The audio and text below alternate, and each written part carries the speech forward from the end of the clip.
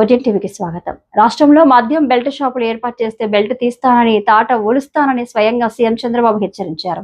గమ్మత్ ఏంటంటే రాష్ట్రంలో ఎక్కడ పడితే అక్కడ బెల్ట్ షాపులు ఏర్పాటు చేశారు. బెల్ట్ షాపులు లేకపోతే బ్రాందీ షాపుల యజమానులకు నష్టం వస్తుందని, ప్రభుత్వ హెచ్చరికలను సైతం లెక్క చేయకుండా గ్రామాల్లో బెల్ట్ షాపులు ఏర్పాటు చేసే వారి దగ్గర నుండి గుడ్ విల్ తీసుకొని మద్యం సరఫరా చేస్తున్నారు.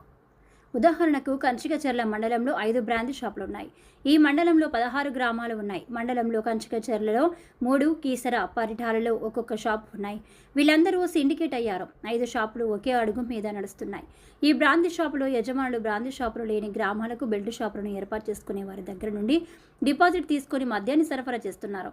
ఇది ఒక్క కంచికచర్లలోనే కాదు, రాష్ట్రం మొత్తం జరుగుతుంది. వీరులపాడు మండలంలో పరిస్థితి ఇంకా ఘోరంగా ఉంది. 22 గ్రామాలకు కేవలం 3 షాపులు మాత్రమే ఉన్నాయి. దీంతో మిగతా 19 గ్రామాలలో దాదాపు 35 పైగా బెల్ట్ షాపులు ఉన్నాయి. మద్యం గ్రామాలలో ఏరలే పారుతుంది. ఈ విషయాన్ని ఎక్సైజ్ శాఖకు తెలుసు. వాళ్లకు కావలసిన నజరానా తీసుకొని చూసి చూడనట్లుగా బెల్ట్ షాపుల గురించి పట్టించుకోకుండా వదిలేశారు. కాగా కంచికచర్ల మండలంలో ఉన్న మద్యం షాపుల్లో ఇబ్రహీంపట్నంలో కల్తీ మద్యం తయారు చేసిన జనార్దన్కు కంచికచర్ల సిండికేట్లో సభ్యత్వం ఉంది. జనార్దన్కు ఈ సిండికేట్లో వాటా ఉండడంతో ఆయన తయారు చేసిన కల్తీ మద్యం బెల్ట్ షాపుల ద్వారా విచ్చలవిడిగా సరఫరా అయినట్టు అధికార వర్గాలే చెబుతున్నాయి.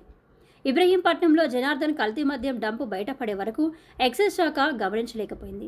కేవలం ధృతరాష్ట్రుడి పాత్ర పోషించింది. 4 రోజుల క్రితం మండలంలో గల ఒక గ్రామంలో బెల్ట్ షాప్లో ఈ కల్తీ మద్యాన్ని సదరు శాఖ పట్టుకొని అధికార పార్టీ నాయకుల సిఫారసుతో కేసు లేకుండా చేసినట్లు బహిరంగంగా అనుకుంటున్నారు. కూటమి ప్రభుత్వం మాటలు చెప్పినంత వేగంగా చర్యలు తీసుకోలేదు. ప్రతి విషయంలోనూ ఇదే జరుగుతుంది.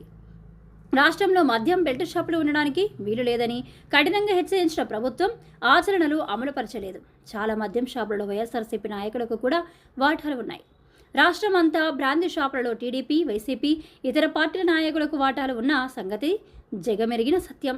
ఇబ్రహీంపట్నంలో తయారైన కల్తీ మద్యం మైలవరం, నందిగామ నియోజకవర్గాల్లో బెల్ట్ షాపుల ద్వారా సరఫరా చేశారని ఎక్సైజ్ శాఖ విచారణలో తెలుస్తున్నట్లు తెలిసింది. కంచికచర్ల మండలంలో కల్తీ మద్యం సీసాకు ప్రత్యేకంగా ఒక ప్రత్యేక స్టిక్కర్ వేయడం గమనార్హం.